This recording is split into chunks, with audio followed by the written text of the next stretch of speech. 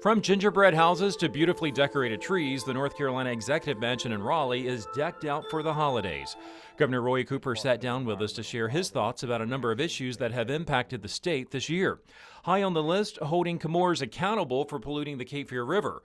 Cooper says the Department of Environmental Quality needs additional inspectors to better enforce pollution laws.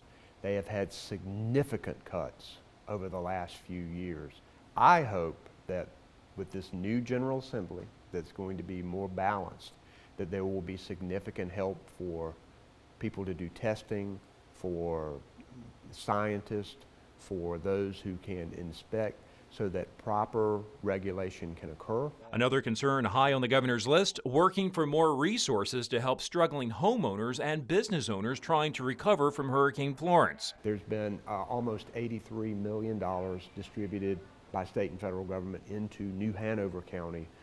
Your surrounding counties, there is significant money. There's over $1 billion statewide that have been distributed to people, but there's a lot more to do. I've asked for over $6 billion in federal assistance from Congress.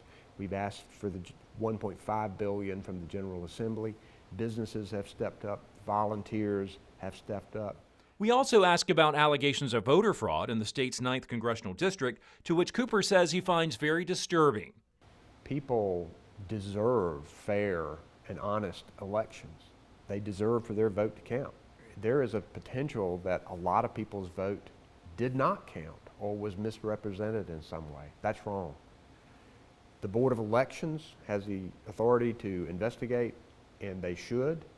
And if these allegations are proven true, they absolutely should order a new election. Cooper says 2018 was indeed a tough year, but he's determined to work with state lawmakers to try to tackle these issues and more in the year ahead. In Raleigh, Jeff Rivenbark, WWAY News. Higher pay and more school funding. In May, thousands of teachers across North Carolina held a rally at the state capitol demanding to be heard by lawmakers.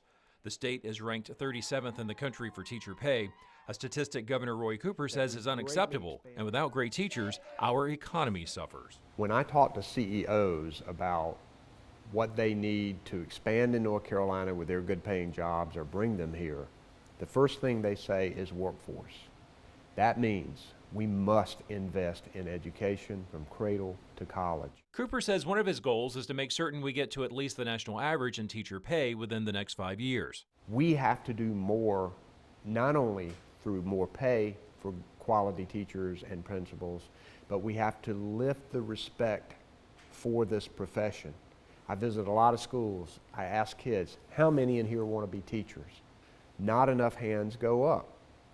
One of the problems that we have is that a lot of teachers are not even advising their own children to go into the profession. And one reason, Cooper says, they're not getting enough support. So my mission is to make sure we elevate the respect for teachers, that we greatly expand teaching fellow scholarships to show people that we value the teaching profession, and we'll pay 4 years at a top flight university in North Carolina if you would agree to be a teacher in our state for at least 4 years, and that we work hard to get a great principal in every school and a great teacher in every classroom. By 2025, Cooper says he wants North Carolina to be a top 10 educated state.